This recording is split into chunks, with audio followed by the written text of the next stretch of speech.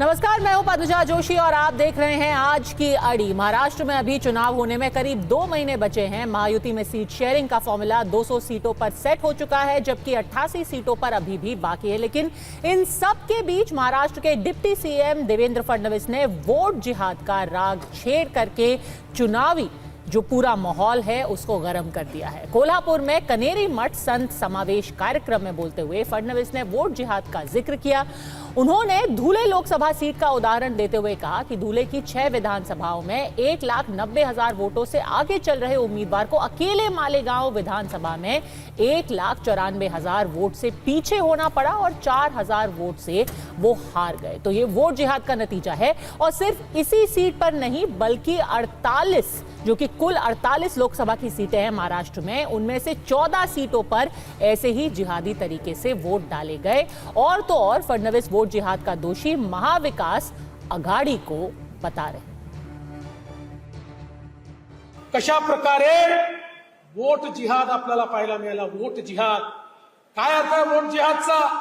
Vote जिहादचा अर्थ आहे, एकच साधं उदाहरण सांगतो, धुळ्यासारखी जागा ज्या जागेवर 6 विधानसभेपैकी 5 विधानसभेमध्ये 1,90,000 मतांनी पुढे असलेला उमेदवार केवळ मालेगाव मध्य या एकाच विधानसभेत 1,94,000 मतांनी मागे जातो आणि 4,000 मतांनी निवडणूक हारतो। निवडणुकीतली हार जीत महत्वाची नाही, कधी हा पक्ष जिंकेल कधी तो पक्ष जिंकेल, पण काही लोकांचा आत्मविश्वास एवढा वाढलाय, त्यांना असं वाटतंय आमची संख्या कमी असली तरी आम्ही संघटित मतदान करून या ठिकाणी हिंदुत्ववाद्यांना पराभूत करू शकतो। ही खऱ्या अर्थानं जागृत होण्याची वेळ आहे। आज या निवडणुकीतला जो वोट जिहाद आहे, 48 पैकी जवळजवळ 14 लोकसभा मतदारसंघामध्ये अशा जिहादी पद्धतीनं त्या ठिकाणी सबसे जरूरी चीज का जिक्र वहां देवेंद्र फडणवीस ने किया। हिंदू वोट को संगठित करने की जरूरत है, तभी इस वोट जिहाद का सामना हो पाएगा। बस वोट जिहाद का जिक्र क्या करना था, उधर विपक्षी दल इसको लेकर बीजेपी पर हमलावर हो गए। संजय राउत ने कहा कि फडणवीस जैसे लोग देश को तोड़ना चाहते हैं। मुसलमान, जैन, पारसी, हिंदू आपको वोट करे तो ठीक। कांग्रेस ने भी कहा कि फडणवीस धर्म के नाम पर लड़ाने की ओछी राजनीति कर रहे हैं। मुसलमान है, जैन है, पारसी है, हाँ हिंदू है, अगर ये देश के नागरिक है और वो वोट करते हैं, अगर आपको वोट करता है तो चलता है क्या? अब महाराष्ट्र में गुजरात के लोग देते हैं बीजेपी को, ऐसा हमको पता चलता है, तो आप उनको क्या कहेंगे? गुजरातियों का वोट जिहाद कहेंगे? और भी समाज के लोग आपको वोट देते हैं। ये क्या चला इस देश में? आप इस देश को फिर एक बार तोड़ना चाहते हैं? फडणवीस जैसे लोग, ये वोट जिहाद वगैरह ये सब उनके दिमाग का कचरा है। देवेंद्र फडणवीस को शर्म आना चाहिए। चुनाव के समय में इस तरह की जुमलेबाजी कर और धर्म की लड़ाई लड़ाकर बीजेपी जो राजनीति करती है वो ओछी राजनीति खुद देवेंद्र फडणवीस करना चाहते हैं। ये महाराष्ट्र के शवफुले अम्बेडकर के भूमि पर ये कदापि नहीं चलेगा और इसलिए देवेंद्र फडणवीस ने राज्य की जनता से माफी मांगना चाहिए। ये मांग कांग्रेस पार्टी करती है। जो लोग देश के संविधान की धज्जियां उड़ा रहे हैं, जो लोग सिर्फ और सिर्फ धर्म के नाम पर लोगों को परेशान कर रहे हैं, ऐसे लोगों को हटाने के लिए समाजवादी पार्टी पूरी ताकत के साथ एमवीए के साथ खड़ी। इसीलिए तो हम कह रहे हैं महाविकास आघाड़ी को मजबूत करके चुन कराएंगे, एक एक को जेल भेजेंगे। ये जो वोट जिहाद और ये जो बातें कर रहे हैं ना, ये उन पे अंग पे जाने वाली है। वोट जिहाद हुआ ऐसा बोलना संविधान के खिलाफ है। मतदान सबका अधिकार और हक है। मैं साहब सिर्फ सवाल पूछना चाहता हूं, आप अयोध्या में हारे कैसे? वहाँ मुसलमान कितनी संख्या है? आपकी 60 सीटें कम हुई, ये कैसी हुई? ये किसने कम की? अब जिस वोट जिहाद पर महाराष्ट्र में अब राजनीति गर्म हो गई है, उस वोट जिहाद के नैरेटिव की शुरुआत लोकसभा चुनाव के दौरान हुई थी, और वो भी उत्तर प्रदेश से। यूपी से चलकर वो महाराष्ट्र तक पहुंची। 29 अप्रैल को कांग्रेस नेता सलमान खुर्शीद की भतीजी मारिया आलम ने क्या बोला था, ये तो आपको याद ही होगा। फर्रुखाबाद में एक जनसभा को वो संबोधित कर रही थी। उस दौरान उन्होंने मुस्लिम समुदाय से कहा कि अब वोट जिहाद का वक्त आ गया है। उसी दिन संभल में समाजवादी पार्टी के उम्मीदवार जियाउर रहमान बर्क ने वोट जिहाद का खुलकर नाम तो नहीं लिया, लेकिन मुस्लिम समुदाय से अपील की कि वो एकजुट होकर बीजेपी के खिलाफ वोट करे। और फिर 4 जून को जब लोकसभा चुनाव के नतीजे आए तो महाराष्ट्र में वोट जिहाद के खिलाफ बीजेपी नेता किरीट सोमैया ने पहली बार आवाज उठाई थी।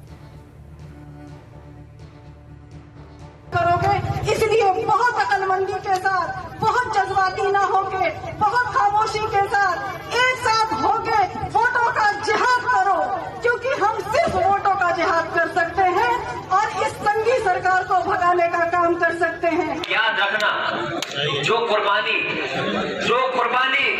जो परेशानी बीजेपी के टाइम में हुई है वो आपको ज्यादा बताने की जरूरत नहीं है। चाहे हमारे शाहबुद्दीन साहब हो, अतीक अहमद साहब हो, मुख्तार अंसारी साहब हो, जो उनके साथ में जो सूरत हाल हुई है कोई उनको भूल नहीं सकता। मेरी गुजारिश है आप सब लोगों से, कसम है आप लोगों को कि उनकी कुर्बानी क्यों जाया मत होने देना और इस भारतीय जनता पार्टी का टुकड़ा साफ होकर निकल देना। मुंबई उत्तर मध्य लोकसभा में कांग्रेस के लिए वोट जिहाद।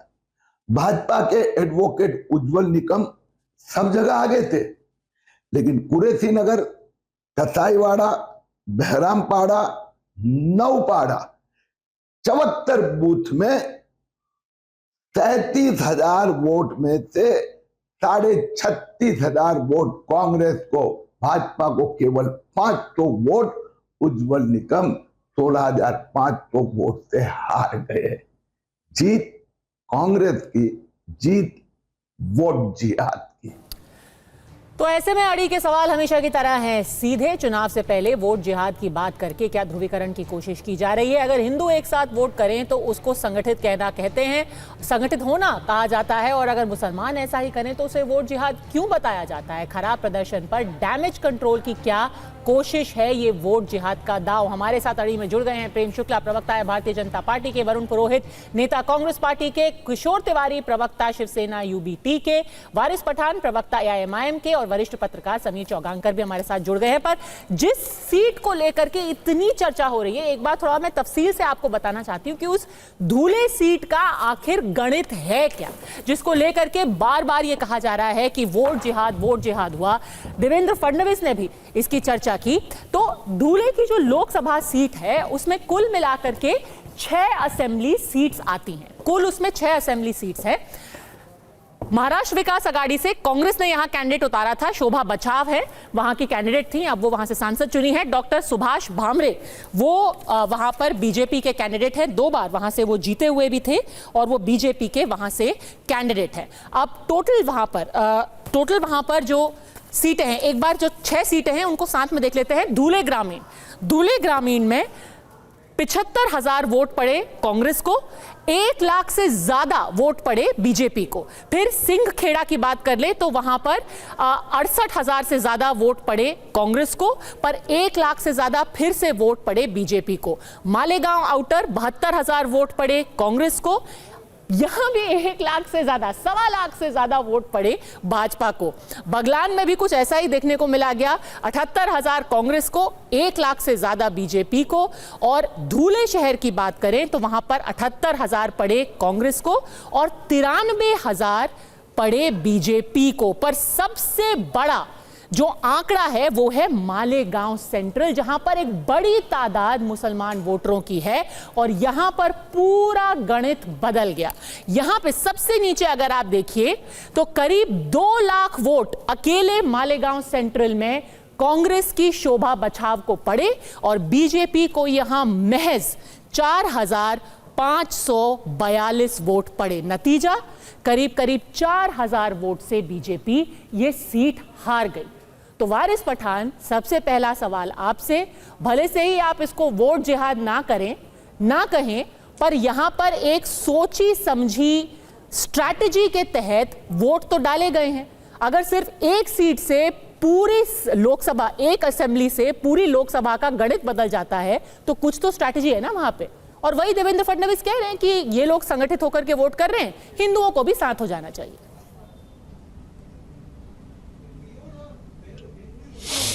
देखिए पद्मजा जी, सबसे पहले तो मैं कहूंगा कि देवेंद्र फडणवीस जी महाराष्ट्र के उप मुख्यमंत्री हैं, संविधान की उन्होंने शपथ ली है। संविधान की शपथ लेकर वो पहले मुख्यमंत्री बने, मुख्यमंत्री में होम मिनिस्टर है, और उनको चुनाव के पहले इस तरह के अल्फाज इस्तेमाल करना, लव जिहाद, वोट जिहाद, ये असंवैधानिक है, ये उनको शोभा नहीं देता। उनको अपने अल्फाज वापस देना चाहिए कि उन्होंने तमाम वोटरों का इंसल्ट किया है जिन्होंने वोट दिया है। अब बात नंबर 2, ये क्यों बोलने का मौका आ गया लव जिहाद, वोट जिहाद? इसके पहले भी फ्लोर ऑफ द असेंबली में महाराष्ट्र के इन्हीं की सरकार के मंत्री लोधा जी ने खड़े होकर कहा था लव जिहाद के लाखों मामले बढ़ गए, तो खोदा पहाड़ निकला चूहा, जब इंक्वायरी किया तो कुछ आया ही नहीं उसमें। अब ये वोट जिहाद की बात करने लग गए, और ये बोलने की जरूरत क्यों पड़ रही है, इसके ऊपर भी जरा तवज्जो डालना बहुत जरूरी है। महाराष्ट्र में चुनाव आने वाले हैं, 2 महीने में चुनाव है। बीजेपी को अपनी कुर्सी पूरी तरह से सरकती हुई नजर आ गई है। उनको विकास के नाम पर, डेवलपमेंट के नाम पर टोटल वो फेल हो चुके हैं। तो बीच में उन्होंने शुरू किया अपने नफरती चिंटुओं को भेजना, जाओ भड़काओ, भाषण करो, और किस तरह से। अब मुझे नफरती चिंटू तो नहीं पता, पर पहली बार अगर सार्वजनिक जीवन में वोट जिहाद की बात की किसी ने चुनावी मंच पे, वो तो मारिया आलम थी ना, सलमान खुर्शीद की भतीजी, उन्होंने वोट जिहाद की बात की थी। सुनने, अब अगर आप उनको नफरती चिंटू बोल रहे तो पता नहीं। मैं आपकी बात का जवाब दे रहा हूं पद्मा जी। बीच में आप ऐसा टोकेंगे, बोलिए, बीच में टोकेंगे, बीच में रोकेंगे तो डिबेट का पूरा स्वाद चला जाएगा। दर्शक सुनना चाहता है कि हमारे क्या प्रतिक्रिया है, हमारे क्या व्यू है। आपके व्यू दर्शक को पता है कि आप बीजेपी की साइड लेने वाले हैं। हमारे व्यू जानना आपके भी व्यू सबको पता है, पर बोलिए, आपके बहुत महाराष्ट्र में 2 महीने बाद चुनाव होने वाला है। भाजपा को अपनी जमीन टोटली खसकती हुई नजर आ गई, इसलिए अब इन्होंने इस तरह के अनाप शनाप बकवास करना शुरू कर दिया। अब लव जिहाद, लैंड जिहाद, पाकिस्तान आ जाएगा, मंगलसूत्र आ जाएगा, घुसपैठिया आ जाएंगे, वकफ आ गया, सब आ जाएंगे। उससे बाद में अब लोगों ने अभी नफरती अपने लोगों को भेज दिया है। पहले रामगिरी आ गया, उसने हमारे हुजूर मोहम्मद मुस्तफा सल्लल्लाहु अलैहि वसल्लम की शान में गुस्ताखी कर दी, उसके खिलाफ एफआईआर हुआ। महाराष्ट्र के मुख्यमंत्री ने उसको स्टेज पे बिठाया, शिंदे साहब ने, और कहा कि मैं देखता हूं इसका बाल भी कोई हाथ नहीं लगा सकता। वो खत्म नहीं हुआ, एफआईआर हुआ, उसको अरेस्ट नहीं किया, तो आ गया और एक नफरती चिंटू राणे। उसने तो आकर खुले आम मंच से बोल दिया कि मस्जिदों में घुस के मुसलमानों को चून कर मारेंगे। देखिए, मैं एक बात बताना चाहता हूं पद्मा जी, मुसलमान किसी के बाप से डरता नहीं है। अगर मस्जिद में आएगा तो तू बेटा 2 टांग से लेके जाएगा। अच्छा, अभी इसकी बात करते हैं। साफ है, सीधी सी बात है ये, कोई हम लोग चूड़ियां हाथ में पहनकर तो नहीं बैठे। अब उसके भड़काऊ भाषण पे भाजपा ने क्या एक्शन लिया? कुछ नहीं। मुख्यमंत्री, उप मुख्यमंत्री फडणवीस जी ने कॉन्क्लेव में बैठकर कहा कि हमने एफआईआर किया है। अरे एफआईआर से क्या होता है, अरेस्ट क्यों नहीं करते उनको? तो ये पोलराइज करना चाहती है बीजेपी, ध्रुवीकरण की राजनीति कर रही है महाराष्ट्र चुनाव के पहले, क्योंकि उनको उनकी जमीन पूरी तरह खसकती हुई नजर आ रही है। तो अब ये वोट जिहाद, लव जिहाद, जहां पर इनको 70% से ज्यादा हिंदुओं ने वोट दिया है, आप उस जगह को क्या कहेंगे? हिंदू जिहाद कहेंगे कि क्या जिहाद का नाम देंगे उस जगहों को जहां पर बीजेपी को ज्यादा वोट मिले? यानी अगर आपने बीजेपी को वोट नहीं दिया तो अब एंटी नेशनल हो गए, आप जिहादी हो गए, आप हर तरह के लोग इल्जाम लगाना शुरू कर देंगे। प्रेम शुक्ला, इसका जवाब दीजिए। हिंदू आपके लिए वोट करता है, उसको संगठित होना कहते हैं, मुसलमानों को जिहादी बता देते हैं। ये कैसी भाषा? ये आपके दिमाग का कचरा कह रहे हैं संजय राउत उसे। देखिए पद्मजा जी, ये वोट जिहाद शब्द की उत्पत्ति कहाँ से हुई आप ही ने बताया। मारिया आलम भारतीय जनता पार्टी की कार्यकर्ता तो है नहीं, श्रीमान सलमान खुर्शीद जी की भतीजी हैं और समाजवादी पार्टी की कार्यकर्ता हैं। और उस समय जब उन्होंने वोट जिहाद शब्द का प्रयोग किया और वोट जिहाद का ऐलान किया, तब पूरे चुनाव में पद्मजा जी आपने कहीं सुना कि राहुल गांधी ने उसका विरोध किया, श्रीमती सोनिया गांधी ने उसका विरोध किया, प्रियंका वाड्रा ने विरोध किया, अखिलेश यादव ने विरोध किया, असदुद्दीन ओवैसी ने विरोध किया? किसी ने विरोध किया क्या? किसी ने ये अपील की क्या कि नहीं वोट जिहाद की जरूरत नहीं है? क्योंकि तब वोट जिहाद रणनीतिक ढंग से करने पर इंडिया अलायंस के तमाम घटक दल आमादा थे। और आपने ये कैसे हुआ पद्मजा जी? आप ही के चैनल के पीसीआर ने पूरे आंकड़े लोगों के सामने रखे हैं।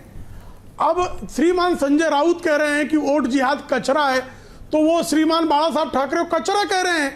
अब श्रीमती सोनिया गांधी की शरण में जाने के बाद हिरवा वोटर किसको कहते थे बाला साहब ठाकरे? शिवाजी पार्क की जमीन पर खड़े होकर 1990 में, 95 में, 99 में, 2000 में, 4 में, 9 में, 12 में लगातार विविध चुनाव में हिरवे मतदार बाहर पड़तील, ये हरे वोटर बाहर निकलेंगे।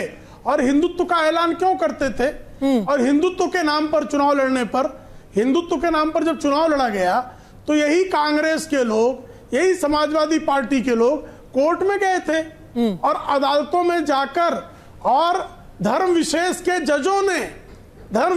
जजेज उन्होंने जो है जो हिंदुत्व के आधार पर चुनाव लड़े थे ऐसे विधायकों के निर्वाचन को रद्द कर दिया था। बाद में सुप्रीम कोर्ट में फैसला आया। सुप्रीम कोर्ट के तत्कालीन चीफ जस्टिस JS वर्मा ने हिंदुत्व को भारत की सांस्कृतिक जीवन का पर्यायवाची बताया। उसके बाद जो है वही बात था। और मनोहर जोशी बनाम भाऊराव पाटिल का केस है। मनोहर जोशी शिवसेना के प्रत्याशी थे और शिवसेना के मुख्यमंत्री थे। शिवसेना के मुख्यमंत्री जो हिंदुत्व के नाम पर चुनाव लड़े वो कचरे पे चुनाव लड़े थे, ऐसा संजय राउत का कहना था। बाला साहब ठाकरे कचरा बेच रहे थे, उनके दिमाग में कचरा भरा हुआ था। अरे साहब, उनके दिमाग में कचरा नहीं था। आप जो है इस समय श्रीमती सोनिया गांधी की शरण में जाकर कचरा अपना करा चुके हैं। ठीक है, इससे पहले कि किशोर तिवारी का जवाब दे, सबसे ज्यादा लोगों को आपत्ति है जिहाद शब्द से। आप ये कहिए ना कि मुसलमानों ने एक स्ट्रैटेजी के तहत वोट दिया है या मुसलमान सब साथ होकर के वोट दे रहे हैं, ये जिहाद शब्द क्यों ला रहे हैं? ये तो सिर्फ पोलराइज करने का तरीका है। आप जिहाद बोल देते हैं, वोट जिहाद। मारिया आलम को सुधारना चाहिए था ना पद्मजा जी, तो मारिया आलम से माफी पहले मंगवाइए। कांग्रेस माफी मांगे, सपा माफी मांगे पहले। वारिस पठान, आपको ये वोट जिहाद गलत शब्द प्रयोग किया गया था। आपको ये जस्टिफिकेशन सही लग रहा है? जो कांग्रेस ने बात शुरू की, सपा ने बात शुरू की, भाजपा तो बस उसको एक कदम आगे ले गई, कहने की देखो जी हो रहा है ये। हम उनके शब्द को अगर प्रयोग में ला ले रहे हैं तो गलत। मैं कांग्रेस, सुनिए, मैं कांग्रेस भाजपा शब्द का प्रयोग करें, ये करें। Shukla ji 2 minute, Shukla ji 2 minute. मैं कांग्रेस या सपा, सुनिए, मैं शुक्ला जी, मैं सपा का या कांग्रेस का प्रवक्ता नहीं हूं, लेकिन मैं एक चीज चैलेंज के साथ बोल रहा हूं। आप बोलिए देवेंद्र फडणवीस को माफी मांगे, मुझे यकीन है लोग अपने अपने अल्फाज वापस ले लेंगे। चलिए पहले बोलिए देवेंद्र फडणवीस जी को माफी मांगने के लिए, उन्होंने जो अल्फाज वोट पहले मारिया आलम माफी मांगे, फ्री एंड फेयर। पहले राहुल गांधी माफी मांगे, आपको अखिलेश यादव माफी मांगे से ज्यादा उसको आप क्या बोलेंगे? बोलेंगे डर लग रहा है आपको? पहले आप तो मंगवा लो माफी, पहले आप माफी मंगवा लो पूरे महाराष्ट्र राज्य के सामने उप मुख्यमंत्री से कि हाँ भाई मैंने संविधान की शपथ ली थी, अब मैं संविधान का उल्लंघन किया, मैंने इस तरह जिहाद का नाम लिया, एक तरह के लोगों को मैंने टारगेट किया, तो मैं माफी मांगता हूँ। माफी मांग लेंगे वो जाके, तो क्या होगा? माफी मांग लेंगे तो शायद ये लोग भी माफी मांग लेंगे। बिल्कुल उल्लंघन नहीं है, शायद इन लोग नाक रगड़ के ओवैसी को माफी मांगना पड़ेगा। आपको जो वोट नहीं दिया वो कहता है कि बाबा चले जाएंगे तो कहां जाओगे? हिंदुओं को वो एंटी नेशनल हो गया, हिंदुओं को धमकाने वाले ये सारी चीजें वैसी को नाक रगड़ के माफी मांगनी पड़ेगी। पढ़ लिया करो। कहते मोदी और बाबा चले जाएंगे तुम लोग कहाँ जाओगे? ठीक है, दोनों ही तरफ कोई भी माफी मांगने को तैयार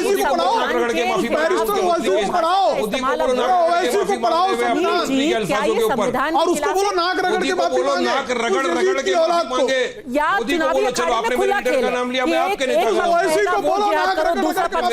देखिए ये सबके सब सांप्रदायिक। देखिए मुझे लग रहा है मोदी को बोलो नाक रगड़ के माफी मांगे, व्यक्ति को बोलो प्लीज। देखिए मुझे लगता है देवेंद्र फडणवीस ने जो भी कहा है वह किसी भी तरीके से संविधान का उल्लंघन नहीं है। देवेंद्र फडणवीस ने क्या कहा? शुक्ला जी एक सेकंड, देवेंद्र फडणवीस ने क्या कहा? देवेंद्र फडणवीस तो अलर्ट कर रहे हैं, देवेंद्र फडणवीस आगाह कर रहे हैं, देवेंद्र फडणवीस बता रहे हैं कि अगर आपको सोच समझ के वोटिंग करना है, वोटिंग का पैटर्न आप देखिए लोकसभा चुनाव में कैसा हुआ है, वो दूल्हे का उदाहरण दे रहे हैं। तो ये भड़काना नहीं है, चेतावनी है? नहीं, आगाह कर रहे हैं।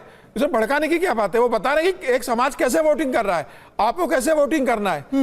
भाई तो देवेंद्र फडणवीस का हक है ना बताने के लिए वोटर्स को। वो डिप्टी चीफ मिनिस्टर है, ऐसे शब्द उनको शोभा देते हैं कि ये वोट जिहाद कर रहा है ये पूरी कम्युनिटी। वोट जिहाद का शब्द किसने शुरू किया था?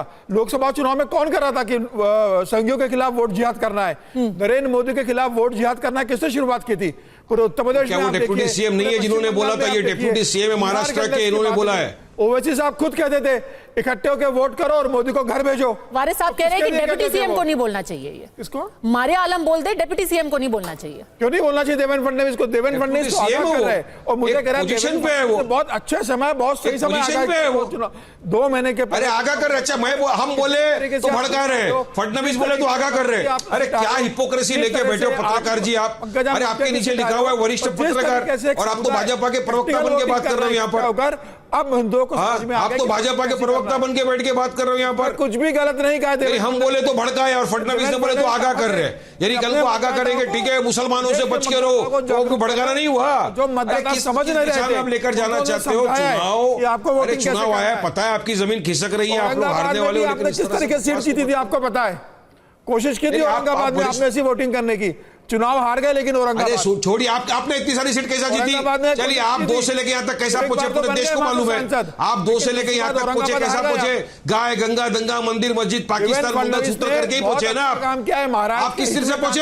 आप किस तरह से पहुंचे? गाय गंगा दंगा मंदिर बहुत मस्जिद, जरूरी चीज हाँ, आपने बोली। मंगलसूत्र पाकिस्तान, इनका नाम लिए बिना तो आपको अलग से निवाला नहीं उतरता। हाँ, बहुत जरूरी बात समीर जी ने बताई कि खुद एआईएमआईएम की जो अकेली एक पंकजा जी, सीट मेरा और एक रिक्वेस्ट है, शायद मुझे बोलने दो। अगर ये मुझे वोट बोलने दो, जिहाद मैं से बैठ के सबसे चुपचाप ज्यादा किसी को सुनूंगा। फिक्र होगी समीर जी, तो वो एआईएमआईएम बिल्कुल होगा, उनको ही है। क्योंकि अब पूरा मुस्लिम वोट खिसक करके अबू वसीम आजमी जो समाजवादी के अध्यक्ष है, विधायक है, वो खुद इस बात का जिक्र कर रहे हैं बार बार आज की बैठकों के अंदर कि इकट्ठे होकर वोटिंग करो, एक भी हमारा वोट छूटना नहीं चाहिए। इस बार सब इकट्ठे होकर देवेंद्र फडणवीस की पार्टी के खिलाफ, नरेंद्र मोदी के पार्टी के खिलाफ वोटिंग करो। क्यों अरे तो इकट्ठे को हमारी लैंग्वेज में मुत्तहिदा तौर पर बोलते हैं। इकट्ठे वर्ड को मुत्तहिदा तौर पर वोटिंग करने बोलते हैं, जिहाद नहीं बोलते। पहले जिहाद का मतलब डिक्शनरी में जाओ, पढ़ो, उसका मीनिंग क्या है, उसके बाद में इस तरह के अल्फाज अपने मुंह से निकालो। और आपके ओवैसी रात को फोन पे क्यों बात करते हो कि अरे आप पहले चुप बैठे सुनेंगे तो बताऊंगा, तो मैं आपकी एक भी बात का जवाब नहीं देने वाला हूँ।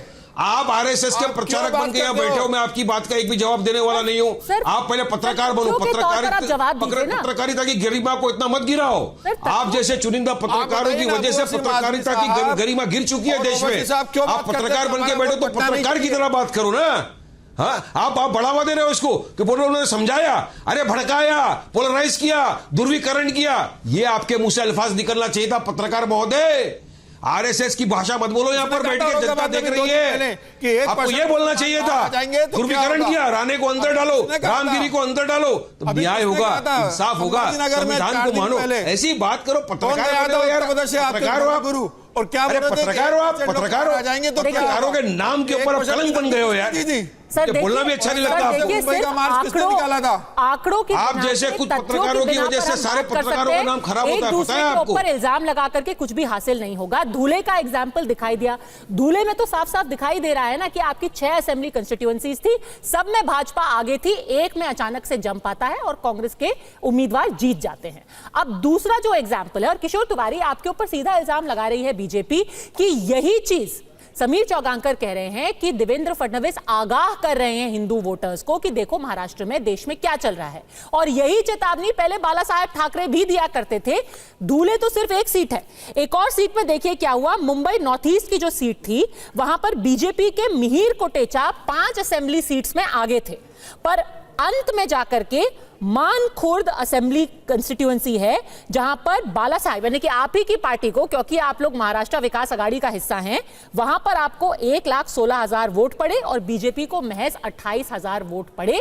और ये एक मुस्लिम बाहुल इलाका है। यही राजनीति बाला साहेब ठाकरे उसके लिए आगाह करते थे और यही अब देवेंद्र फडणवीस कर रहे हैं। देखिए, मैं ज्यादा लपेट के तो बात नहीं करूंगा।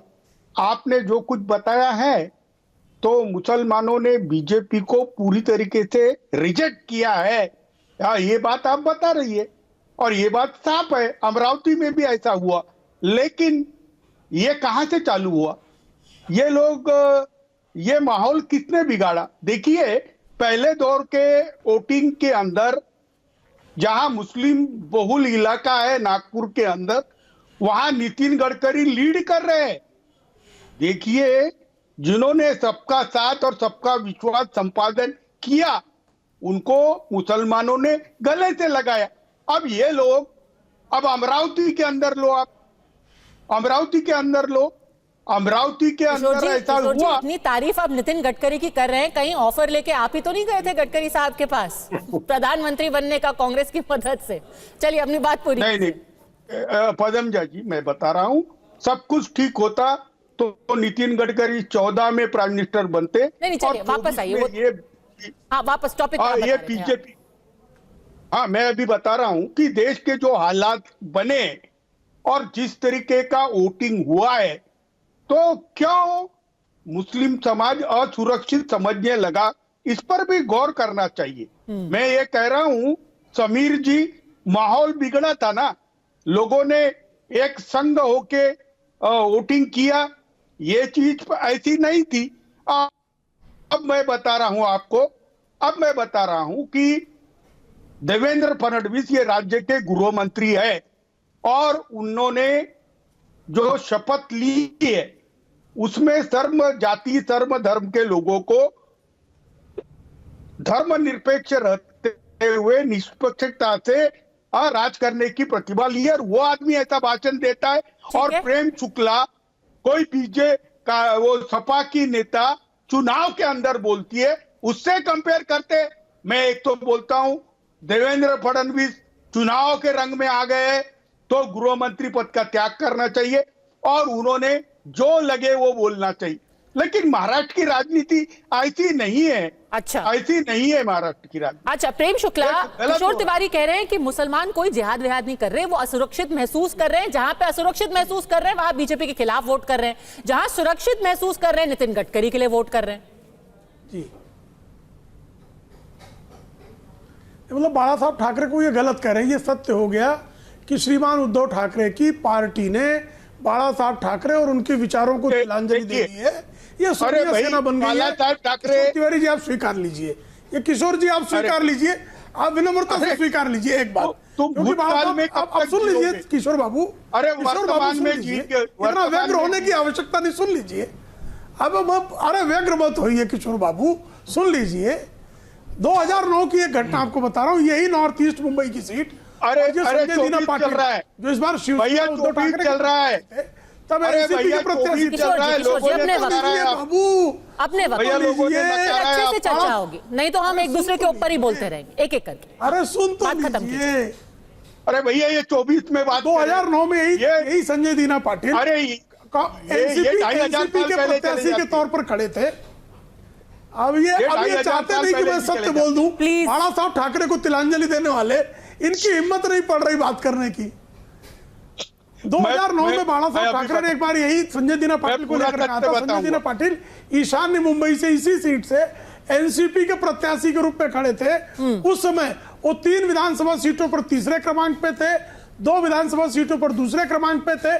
सिर्फ शिवाजी नगर गोवंडी की सीट से वो चुनाव जीत गए थे, जैसे इस बार हुआ है। तब बाला साहब ठाकरे ने उस समय भी कहा था कि ये हिरवा शक्ति ने, मुसलमानों ने एक होकर एनसीपी को जिताया और शिवसेना भाजपा को हराया। तो बाला साहब ठाकरे गलत कर रहे थे, आपराधिक कृत्य कर रहे थे, नहीं असंवैधानिक कृत्य कर रहे थे। ये संजय राउत और किशोर तिवारी जी कह रहे हैं। मुझे जवाब देना, भाई ऐसा ना करिए। आदरणीय देवेंद्र फडणवीस जी, संविधान के तहत जो चुनाव के आंकड़े हैं, जो वोट का पैटर्न है, उसका विश्लेषण कर रहे हैं। किसी को असंवैधानिक लगता है तो अदालत के दरवाजे खुले हैं। ठीक है, उनको जवाब देने दीजिए। वारिस पठान के वकील भी है, चले जाएं अदालत में। पदमजा जी मुझे जवाब देना। किशोर तिवारी, ये देखो प्रेम शुक्ला जी, आत्मचिंतन करने का समय आ चुका है। आपको दलितों ने नकारा, आपने को आदिवासियों ने नकारा, आपको ओबीसी ने नकारा। आप ये क्यों नहीं कबूल करते? अगर महाराष्ट्र में मेजॉरिटी मुस्लिम होते तो रिफ्लेक्ट होता।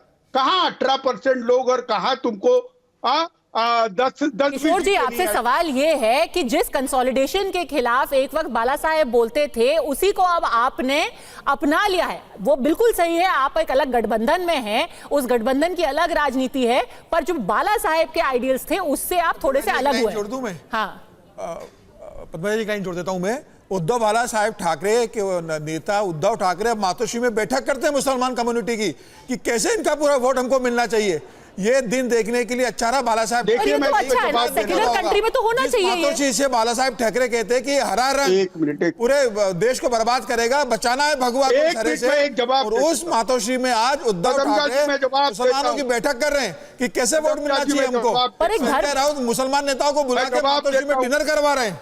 ठीक है, बट एक सेकंड, ऐसा तो धर्मनिरपेक्ष देश में होना ही चाहिए ना। अगर उद्धव ठाकरे मुसलमान वोट के लिए कोई बैठक कर रहे हैं तो उसमें कुछ गलत तो है नहीं।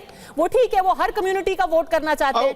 वैसे तो अजीत पवार के साथ भी उनके सबसे करीबी नेता कौन है? नवाब मलिक है, हसन मुशरिफ आए हैं उनके साथ महायुति के अंदर भी। तो हर कोई मुसलमान वोट तो अपने साथ लेके आए। बताइए, जवाब दीजिए किशोर तिवारी। हाँ, देखो समीर जी और प्रेम शुक्ला जी, आप ये बात बहुत दिनों से कह रहे हैं कि हम सोनिया जी के गोद में चले गए, ये चले गए, वो चले गए। अब महाराष्ट्र की जनता के सामने हम जा रहे हैं और जो समाजवाद और बहुजन हिताय बहुजन सुखाय का नारा लेके उद्धव जी चल रहे हैं उसको लोग मंजूर करेंगे या रिजेक्ट करेंगे। आपकी कठोर हिंदुत्व और मुस्लिम विरोधी राजनीति का सम्मान करेंगे तो आपको अभी अंदर 10 मिले 30-35 सीटें और मिल जाएंगी। आप गलत राजनीति को, गलत विचारधारा को प्रमोट मत करो। ये प्रबोधनकार की लाइन को आगे खींच रहे उद्धव जी, जनता तय करेगी। आप इसको कठोर हिंदुत्व और मुस्लिम विरोधी राजनीति कह रहे हैं। आपके ऊपर इल्जाम है कि यही तो राजनीति बाला साहेब की थी। नहीं, मैं अभी उद्धव ठाकरे की बात कर रहा हूँ। उद्धव ठाकरे ने जो समाजवाद का नारा लिया है, तो छोड़ दिया ना, मार्ग लिया है। और जी धन्यवाद। नहीं, ये देखो, मैं धन्यवाद, आपने करने को तो आता ही नहीं। अरे मैं बोल रहा हूँ ना, जनता तय करेगी। धन्यवाद, तय करेगी। ठीक है, सर्जन हिताय सर्जन सुखाय है। समीर जी, सर्जन हिताय कर लिया कि उद्धव ठाकरे ने बाला साहब को त्याग दिया। नया दौर है, नई राजनीति है, नया गठबंधन है, नए वोटर्स भी हैं और ये मान रहे हैं किशोर तिवारी। समीर जी देखिए, क्या बाला साहेब ठाकरे ने सर्वजन हिताय के लिए शिवसेना की स्थापना की थी। शिवसेना का तो घोषित था हिंदुत्व की, कट्टर हिंदुत्व की बात करती थी। भारतीय जनता पार्टी सॉफ्ट हिंदुत्व की बात करती थी। उससे ज्यादा आक्रामक शिवसेना महाराष्ट्र के पूरे देश के अंदर हिंदुत्व को लेकर चलती थी। बाला साहेब मरते दम तक कट्टर हिंदुत्व की बात करते रहे और उद्धव ठाकरे ने सत्ता के लिए ऐसा रंग बदला बाद में मुख्यमंत्री बनने के लिए, पूरे बाला साहेब ठाकरे की विचारधारा को तिलांजलि दे दी। जो उद्धव ठाकरे का घर मातोश्री बाला साहेब ठाकरे के कारण भगवा के लिए जाना चाहता था, वहां पर आज मुस्लिम कम्युनिटी की बैठक हो रही है। हिंदू का आदमी जाने से वहां डरता है, मुसलमान लोगों को ढूंढ के लाया जा रहा है। तो ये आज उद्धव ठाकरे का जो 360 डिग्री परिवर्तन हुआ है, ये महाराष्ट्र की जनता देखेगी, वो विधानसभा चुनाव में भी देखेगी।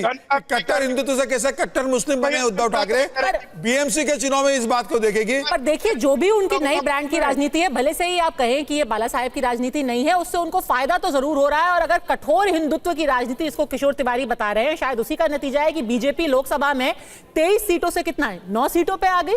तो उससे कुछ तो लोगों ने अपना यहाँ पर फैसला दिया है। पर क्योंकि दूल्हे की बात हुई है, वरुण पुरोहित जी बहुत वक्त से इंतजार कर रहे हैं। बहुत बहुत धन्यवाद कि आप इतने पेशेंटली वेट कर रहे हैं। वरुण पुरोहित जी, क्योंकि दूल्हे सीट की बात हुई थी कुछ ही वक्त पहले, मेरे ख्याल से अगस्त के महीने में एक बहुत ऑडियो वायरल हुआ था, जो वहां कांग्रेस की जो सांसद हैं जो जीती थी, उनको एक फोन कॉल, शोभा बचाव, उनको एक फोन कॉल का ऑडियो बहुत वायरल हुआ था। वो मैं पहले आपको सुनाना चाहती हूं और फिर क्यों बार बार इस वोट जिहाद का जिन बाहर निकल करके आता है, वो एक बार ऑडियो सुन लेते हैं। हेलो, हाँ बता भाई बात। अस्सलाम वालेकुम। हाँ सलाम वालेकुम। हाँ ताई, मैं मालेगांव से मंसूर कारपोरेटर का भाई बोल रहा हूँ। हाँ नमस्ते। मेरी अम्मी का इंतकाल हो गया, गुजर गई है। हेलो। हाँ, मेरी अम्मी गुजर गई है। क्या हुआ? तुम मेरी माँ है। बोलिए बोलिए। हाँ ताई, मैं ये बोल रहा था कि हमने तुम्हारे लिए इतनी कोशिश करके तुमको 6 हल्के में से 5 हल्के में तुम हार गए थे। मालेगांव में हम लोग बहुत मेहनत, बहुत दुआ किए तुम्हारे वास्ते, रोजा रख के जो करना था करे और तुमको जिता के लाए। बराबर है ना ताई? वो है ना 1 करोड़ के ऊपर का माल है जानवर काटन मार्केट में। वो गेम कर दिए आई, मैं ताई नहीं बोलूंगा, आई बोलूंगा तुमको। तो गेम कर दिए वो लोग, सब पैसा ले लिए और निकालने के टाइम वो मिलिट्री बैठा दिए वहाँ। ताई खुदा के वास्ते हमारी मदद करो, हमने तुमको जिताया ना। बस देखिए वरुण जी, इसीलिए बार बार ये वोट जिहाद की बात की जा रही है कि पहले जिताया और उसके 2 महीने बाद ये जून 19 का ऑडियो है, कह रहे हैं कि देखो हमने तुम्हें जिताया, अब हमारा काम करवाओ, हमारे जानवर वहां फंसे हुए हैं 1 करोड़ के, उनको छुड़वाओ। इसीलिए कह रहे हैं कि ये एक तरीके से जो गिव एंड टेक, जो डील है, उसको वोट जिहाद का नाम दिया जा रहा है। पद्मजा जी, शाब्दिक आचरण की बात हुई, मोदी काल जो है मेरी गलत बात है, मैं जवाब दूं? अरे भाई, कांग्रेस से भी एक सवाल पूछ लूं वारिस साहब, आप उनको मैं दूं हर चीज। बोलिए वरुण पुरोहित। मोदी सेंट्रिक होते जाए, बोलिए। मैं कह रहा हूँ मैं एमएलए था, मुझे पता है क्यों लोग। सर मैं आऊंगी आपके पास, वरुण पुरोहित। भारत के राजनीतिक इतिहास में मोदी काल को शाब्दिक आचरण की मर्यादाओं के हनन के लिए याद किया जाएगा। एक बहुत बड़े पत्रकार है, सबको पता है, उन्होंने एक आर्टिकल लिखा था कि हिंदुस्तान में लोकतंत्र की जगह मूर्खतंत्र चल रहा है। अभी वोट जिहाद जो बीजेपी की बातें कर रही है, पूंजीवादी नीतियों से हटना नहीं चाह रही। आम आदमी महंगाई बेरोजगारी से त्रस्त है, खाली कटोरे बजाने से उनका पेट नहीं भरता है। ये इनकी समझ में नहीं आ रहा। बार बार आप कंसोलिडेशन की जो चर्चा कर रहे हो आप डिबेट में, मुसलमानों ने वोट दिया, अरे भाई मैं जिस मोहल्ले का या इलाके का हूंगा, मैं खड़ा हूंगा तो मुझे ज्यादा वोट मिलेगा। अभी हरियाणा में जैसे जाट राजनीति आप करते हो, बात करते हो, जहां जाटों का कैंडिडेट जाटों को देगा। ये जातिवाद भी खूब है। और जहां तक बीजेपी की बात है, क्या खाली 10%, 20%, 15% मुसलमान होते हैं तो वही दे रहे हैं क्या विपक्ष को? बाकी सब बीजेपी को दे रहे हैं क्या? हिंदू भी तो नहीं दे रहे ना उनको। हिंदुओं के भी तो वोट कम हो रहे हैं बीजेपी के। तो भारतीय जनता पार्टी जो मोदी सेंट्रिक भारतीय जनता पार्टी, अटल जी अडवाणी जी की बात नहीं कर रहा हूँ, ये बार बार एक पोल कल्पित एक इन्होंने क्रिएशन कर लिया, उसमें अपना राजनीतिक अस्तित्व जैसे योगी आदित्यनाथ जी ढूंढ रहे हैं, जैसे फडणवीस ढूंढ रहे हैं। आज कई राज्यों में भारतीय जनता पार्टी के जो शत्रप हैं वो अपने राजनीतिक इतिहास, अपने अस्तित्व की लड़ाई लड़ रहे हैं। तो उनको दिख रहा है कि हम हारेंगे, लेकिन फिर भी पूंजीवाद की जो राह है उससे हटना नहीं चाह रहे। आम आदमी की महंगाई बेरोजगारी की बात नहीं करते, इधर उधर के आंकड़े ला करके जगलरी करते हैं। अरे भाई, पब्लिक का पेट जो है ना वो भरना चाहिए, पब्लिक को, युवाओं को रोजगार मिलना चाहिए। मन की बात करने से लोग हो गए परेशान, हो गए, इनसे बोर हो गए। पर आपने ऑडियो पे कुछ नहीं बताया। जब ऐसा लेन देन होता है, वोट के बदले हमारा काम कराओ किसी समुदाय विशेष का, तो वोट जिहाद की फिर डर तो लगेगा ना। पद्मजा जी, जो भी वोट आप तो जानते हो, इतने बड़े वरिष्ठ पत्रकार हो, इनकी सब चर्चा में आपको नवरात्र की स्थापना की शुभकामनाएं देना भूल गए। आपको बहुत बहुत शुभकामनाएं। आप जो है जनता की आवाज हमेशा उठाते रहो, आपको मां शक्ति देती रहे आम जनता की आवाज उठाने के लिए। वोट के अंदर एक ठेकेदारी भी होती है, जगह जगह के शतरप होते हैं, छोटे छोटे ब्लॉक के, उनके हिसाब से वोट पड़ते हैं। भारतीय जनता पार्टी भी यही करती है, सारे नेता यही करते हैं, सत्यता है। तो अगर आपको आप खड़े होते हो और 500 वोट दिलाता हूं तो मैं आऊंगा कोई काम कराने, कैसे नहीं करना पड़ेगा? ये तो एक पॉलिटिकल प्रोसेस है। भारतीय जनता पार्टी जो पुलिसिया फॉर्मेट की पार्टी है, इनको डेमोक्रेटिक प्रोसेस में किसी प्रकार से विश्वास ही नहीं। कंसोलिडेशन क्या हो गया? अरे क्या मुसलमानों के वोट हटा दोगे क्या? वोटिंग राइट खत्म कर दो उनका फिर, अगर आप यही ऐसी प्रकार की चीज करना चाहते हो देश के अंदर। तो ये इनकी जो साइकोलॉजी है वो ये बदलना नहीं चाह रहे हैं। और 2024 अभी जो चुनाव का परिणाम आया, क्यों इनका विपक्ष तो भारत जोड़ो यात्रा के अलावा पैन इंडिया कोई आंदोलन नहीं कर पाया। मैं आज फिर कह रहा हूँ, वोट मोदी के पक्षकार, मोदी के विपक्ष का है। जनता मोदी अमित शाह की जोड़ी से परेशान हो गई, संगठन परेशान हो रखा है इनसे। ठीक है प्रेम शुक्ला, इससे पहले कि आप जवाब दें, दो बहुत वाजिब मुद्दे जो हैं वरुण पुरोहित ने उठाए हैं कि बार बार आप संगठन की बात कर रहे हैं, क्या सिर्फ मुसलमान ही आपके खिलाफ वोट कर रहे हैं? दो मैं आपको अलग अलग ग्राफिक दिखाऊंगी। पहला, इस लोकसभा चुनाव में मुसलमानों ने कैसे वोट डाला, मुसलमान वोट किसके पास ज्यादा गया। और ये तो सब जानते हैं कि इस बार INDIA यानी कि जो विपक्षी गठबंधन है उसके पास 65% मुस्लिम वोट गया और बीजेपी को महज 8% मिला, बाकियों को 27% मिला। पर अगर आप दलित वोट देखें, ठीक है मुस्लिम वोट संगठित हुआ INDIA के पीछे, पर आप दलित वोट को भी अगर देखें तो जो कांग्रेस की सहयोगी पार्टियां हैं, 8% वोट दलित का इजाफा हुआ है, यानी कि समाजवादी पार्टी जैसी पार्टियों को दलित वोट भी मिला है। 13% दलित वोट गया है कांग्रेस की सहयोगी पार्टियों के पास और आपको नुकसान हुआ है 3% दलित वोटों का। तो आप मुसलमानों को विलन बना दीजिए, कह दीजिए कि वो वोट जिहाद कर रहे हैं, दलित भी तो आपसे छिटके हैं। मराठा वोट आपसे छिटका है महाराष्ट्र में। प्रेम शुक्ला जी, पद्मजा जी 2 सेकंड की एक बात बोल दूं। 2 सेकंड की एक लाइन जोड़ लीजिए, फिर प्रेम शुक्ला जवाब देंगे। मुसलमानों को विलन क्यों बना रहे हैं? 1 सेकंड, वरुण पुरोहित एक लाइन जोड़ दीजिए। मुसलमानों को आप टिकट नहीं दोगे तो मुसलमान आपको वोट क्यों देंगे? अगर आप ब्राह्मणों को वोट नहीं, मेरा भी जवाब सुनना जरा इस पे पद्मजा जी। मैं ब्राह्मण हूँ, मुझे ब्राह्मण मेजोरिटी वोट देगा इसमें? ये तो पूरे देश की राजनीति की व्यवस्था है। नहीं, क्यों देगा वोट? अरे मेरे को जवाब दे रहे हो, मुसलमान का टॉपिक चल रहा है, आप बात कर रहे हो। अच्छा ठीक है, 1 सेकंड, प्रेम शुक्ला को ये दलित वाले एंगल पे जवाब देने दीजिए। दलित वोट भी आपसे हटा है, मराठा वोट आपसे हटा है महाराष्ट्र में, सिर्फ मुसलमानों को विलेन क्यों बना रहे हैं जिहाद बता के? आदिवासी वोट भी हटा है। पद्मजा जी बहुत अच्छा कि आपने प्रश्न पूछा। पद्मजा जी बहुत अच्छा कि आपने प्रश्न पूछा। हिंदुओं को तो आपने मराठा में, दलित में, वैश्य में, सब में बांट दिया, मुसलमानों को पसमानदा में क्यों नहीं बांटते? मुसलमानों को हलाल खोर में, तेली में, नाई में, आप जो है हलाल खोर में, इन सब में क्यों नहीं बांटते? 100 से अधिक जातियां हैं मुसलमानों की, उनका भी बांट दीजिए कि इसमें से कौन सा किसके साथ गया। तो यही मैं कह रहा हूं कि मुसलमानों को जो है एक करो और हिंदुओं को बांटो। यही Congress, India alliance, Sapa, MIM सबकी राजनीति है, यही बात हम कह देते, लोग चिढ़ जाते हैं। तो हम यही कह रहे हैं कि जैसे मुसलमानों को आप एक इकाई देखते हैं, हिंदुओं को एक इकाई कब देखेंगे?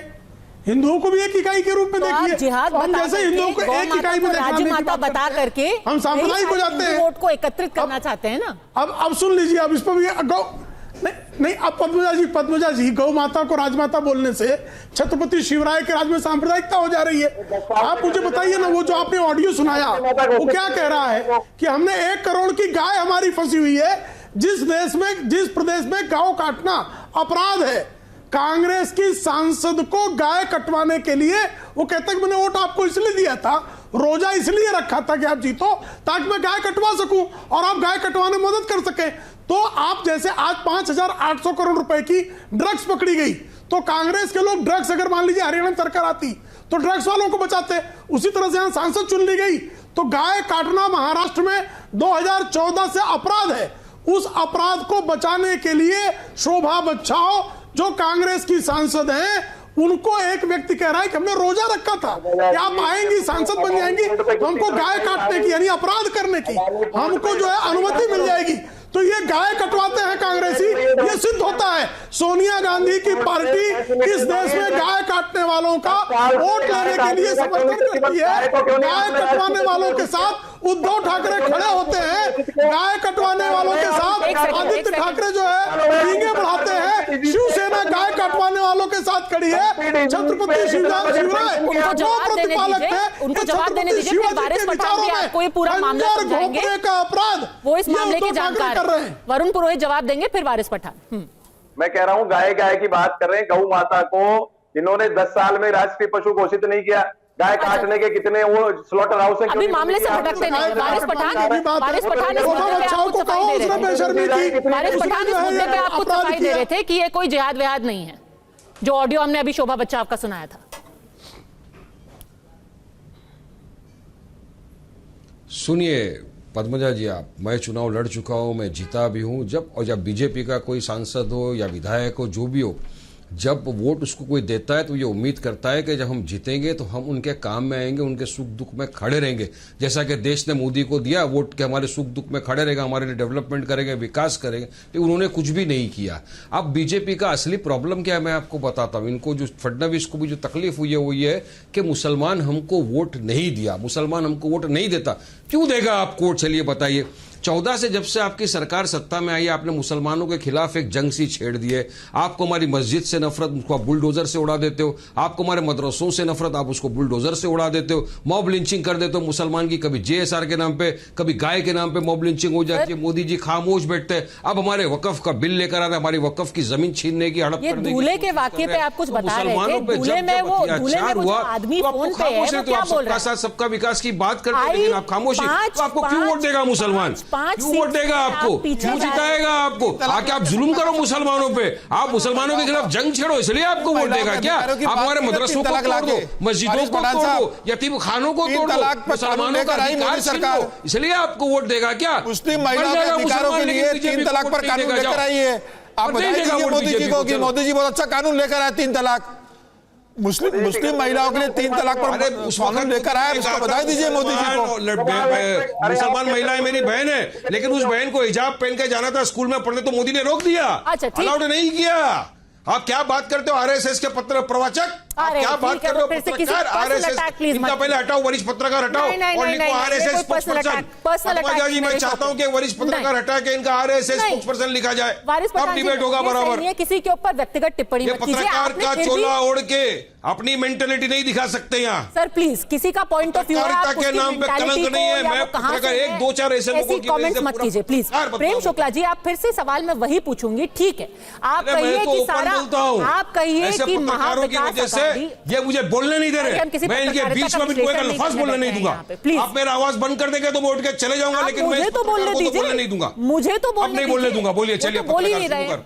देखते मैंने पत्रकार अगर आया, मेरा आवाज आपने बंद किया, मैं उठ के चले जाऊंगा। मेरे बीच में टोका, मेरे को नहीं डिबेट करना है। अरे थोड़ी सभ्यता रखो। पत्रकार तो लिखते तो हो ना, हो नहीं तो क्या हुआ, लिखते तो हो ना। अरे लिखते तो हो ना, झूठे से ही। उसकी सभ्यता का सम्मान करो, पत्रकारिता की सभ्यता का सम्मान करो। कोई एक प्रवक्ता बोल रहा है बीच में, तुमको किसने बोला था? आपको सवाल किया था क्या पद्मजा जी ने? ठीक है। क्या लगा के रखा है अब आपने? मुझे सवाल पूछने दीजिए। क्यों गरिमा गिरा रहे हो पत्रकारिता की? अभी इतनी बार-बार घूम करके आप इंपॉर्टेंट टॉपिक में नहीं पद्मजा जी, मैं इंपॉर्टेंट टॉपिक पे बात कर रहा था। उन्होंने पूरी वार्निंग दे दी है कि आपको नहीं बोलने दिया बोलने दो। एक सेकंड, सवाल पूछने दीजिए। प्रेम शुक्ला जी, बार-बार घूम के सवाल वहीं पे आता है। बस। आपको कई ऐसी कम्युनिटीज हैं जिन्होंने वोट नहीं दिया या फिर पिछले के मुकाबले कम वोट दिया। अगर दलित वोट की बात करें, वो आपसे अलग हो गया। उत्तर प्रदेश में आपकी सीटें इसी वजह से कम हो गई। जो पीडीए फॉर्मूला था वो आपके खिलाफ काम किया। अयोध्या की सीट की चर्चा हर कोई कर रहा है, अवधेश पासी वहां से जीत गए। और भी कई ऐसी सीटें थी, महाराष्ट्र में भी, मराठवाड़ा का मैंने जिक्र किया, विदर्भ में आपका बेहद खराब प्रदर्शन रहा इसी वजह से। पर आप सिर्फ मुसलमानों को ही क्यों टारगेट कर रहे हैं? अगर मुसलमान को आप वोट जिहाद बोल रहे हैं तो दलित को क्या बोलेंगे? दलित जिहाद? या मराठा को क्या बोलेंगे? मराठा जिहाद? या जो ओबीसी वोट आपसे अलग हो गया महाराष्ट्र में, उसको ओबीसी जिहाद बोलेंगे? क्या बोलेंगे? पद्मजा जी, जिस तरह से आपके चैनल मोकलाहट जिहाद, मोकलाहट गए, कलंक कहने के बाद भी आप उनको गालियां दिलवा रही है, जिस तरह से गालियां दी जा रही हैं आपके चैनल में, मैं इनको जिन्ना की अवैध औलाद कह दूं तो अच्छा लगेगा क्या? प्लीज, अब पत्रकार को कलंक कह रहे हैं और आप अगले 15 मिनट तक बहुत यही होता रहेगा। दुर्भाग्यपूर्ण है, अत्यंत दुर्भाग्यपूर्ण है, एकदम अत्यंत दुर्भाग्यपूर्ण है। गालियां दी जा रही है आपके चैनल में पत्रकारों को। कोई किसी को गाली हिंदू होना अपराध हो गया इस देश में, संघ का स्वयंसेवक होना अपराध हो गया, ये जिन्ना की अवैध औलाद और कलंक है। कब से गाली हो गया है? कलंक कहना अलंकार है, पत्रकारिता का अलंकार का सूत्र अलग की भाषा गाली हो गया। अरे गाली का शब्द भी इसको मैं सुअर कहूं आपको अच्छा गाली का लगेगा? मतलब भी नहीं मालूम है। बिल्ली कहूं बोलिए बोलिए, आपको गजब आप बहस करवा रही है। टीवी लाइन को बोलूंगा आपको अच्छा लगेगा? प्रेम शुक्ला जी, प्लीज वापस अच्छा लगेगा? मैं इसको जिन्ना की अवैध औलाद कहूं, बहुत बोलूंगा, मिर्ची लगेगी, ये भाषा चलेगी? अरे मैं आपको गोडसे की औलाद बोलता हूँ, मैं आपको नाजायज औलाद बोलता हूँ। गोडसे की नाजायज औलाद भाषा चलेगी? आप प्लीज दोनों शांत हो जाइए। 10 सेकंड दोनों, प्लीज एक सेकंड, वापस मुद्दे पे आते हैं। दोनों का प्लीज दोनों आप प्लीज शांत है कि अवैध औलाद है? सबसे पहला आतंकवादी देश का उसकी नाजायज औलाद बोलता हूँ आपको करार देता हूं अब नाजायज औलादों को। अरे नहीं, प्लीज दोनों का फेडर डाउन कीजिए प्लीज। 10 सेकंड के लिए शांत हो जाइए। समीर जी, मुद्दा वही है कि क्या इस तरीके से पूरा हिंदू वोट एकजुट हो पाएगा? पिछले 2-3 महीने में जो कुछ महायुति कोशिश कर रही है महाराष्ट्र में, अगर गौ माता को राजमाता का दर्जा देना या फिर अब वोट जिहाद की बात करना, डर यही है कि अगर हिंदू वोट छिटक जाता है, जैसे कि अभी प्रेम शुक्ला जी ने भी बोला, तो महायुति को बहुत मुश्किल हो जाएगी। देखिए, इसमें कोई दो राय नहीं कि 2024 का अगर लोकसभा चुनाव देखेंगे तो कुछ वोट टूटा है महायुति का, जो हिंदुत्व के नाम पर भारतीय जनता पार्टी के साथ जुड़ा था, वो कुछ टूटा है। तो भारतीय जनता पार्टी तो कोशिश करेगी ना कि जो हिंदुत्व के नाम पर भारतीय जनता पार्टी के साथ 2014-2019 के अंदर जो वोट एकजुट रहा, 2024 में जो थोड़ा वोट टूटा है, वो विधानसभा चुनाव में नहीं टूटे और आने वाले किसी भी चुनाव में ना टूटे, चाहे वो हरियाणा हो, चाहे कोई भी राज्य का चुनाव हो, उसके बाद दिल्ली भी चुनाव होने वाला है। तो भारतीय जनता पार्टी कोशिश करेगी। देवेंद्र फडणवीस जिस बात का जिक्र कर रहे हैं, देवेंद्र फडणवीस इसी बात का जिक्र कर रहे हैं, वो तो आगाह कर रहे हैं अपने वोटर्स को कि आप देखिए कैसे सामने वोटिंग होती है, आपको कैसे वोटिंग करना है। वो एक सबका विशेष धर्म का पूरा एक तरफा वोटिंग कर रहा है, तो हिंदुत्व के छतरी के नीचे आप सब इकट्ठे होकर वोटिंग क्यों नहीं कर सकते जो पहले करते थे? तो इसमें क्या गलत है? अगर देवेंद्र फडणवीस पार्टी के स्टार प्रचारक है, भारतीय जनता पार्टी के सबसे बड़े नेता है, महाराष्ट्र के सबसे लोकप्रिय नेता है, महाराष्ट्र के सबसे लोकप्रिय मुख्यमंत्री रहे हैं और महाराष्ट्र की जनता के सबसे चहेते नेता है देवेंद्र फडणवीस, अगर वो महाराष्ट्र की जनता से इस बात का जिक्र करे तो उसमें क्या गलत कर रहे हैं? वरुण पुरोहित, मैंने इसलिए बड़े पत्रकार हैं, सीनियर समीर जी भी उनको जानते हैं, सब उनकी रेस्पेक्ट है, बुजुर्ग हो गए, उनका आर्टिकल का इसलिए मूर्खतंत्र लोकतंत्र का रेफरेंस दिया था कि आप खाली कटोरे बजवाओगे और फिर नौकरियां नहीं दोगे, महंगाई में रोटी खाने का मुश्किल हो रही है आदमी की, आप कह रहे हो कंसोलिडेट हो जाओ, हमको वोट दो। अरे भैया, आप उनको नौकरी दो, आप उनकी महंगाई दूर करो, जनता अपने आप आपको वोट देगी। ये बात आप बिल्कुल सही कह रहे हैं, पर मैं आपको एक और ऑडियो सुनाना चाहती हूँ वरुण पुरोहित, क्योंकि बार बार लोग कह रहे हैं कि असली मुद्दे जो हैं वो नौकरी है, वो अपना हमारे जेब में कितना पैसा है। लोकसभा चुनाव के पहले ये एक तकरीर हुई थी हजरत मौलाना सज्जाद नुमानी की, ये 2 मई का ऑडियो है। वहां पर किस तरीके की तकरीर की गई थी, मंच से क्या बोला गया था, एक बार सब सुन लीजिए।